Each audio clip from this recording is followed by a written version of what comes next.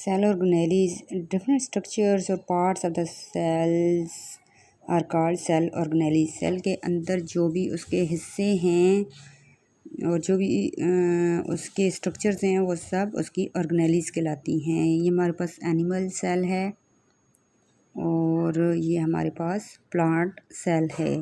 कुछ ऑर्गेनेलीज हैं जो कि एनिमल सेल में होती हैं और प्लांट सेल में नहीं होती, और कुछ ऑर्गेनेलीज हैं जो कि प्लांट सेल में होती हैं और एनिमल सेल में नहीं होती, और कुछ दोनों की एक जैसी भी होती हैं।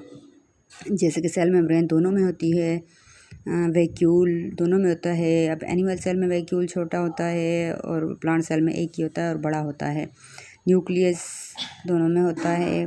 इसमें एनिमल सेल में वो सेंटर में होता है और प्लांट सेल में साइड पे होता है बड़े वैक्यूल की वजह से। साइटोप्लाज्म होता है, माइटोकॉन्ड्रिया होती है। अच्छा, Cell wall is present in the cells of plant, algae, fungi and bacteria. Cell wall plant के सेल में, अलजी के सेल में और फंजाई और बैक्टीरिया के सेल में मौजूद होती है। It's not present in animal cell, ये एनिमल के सेल में नहीं होती है। It makes the outer covering of cells, ये सेल्स की सबसे बैरूनी दीवार बनाती है।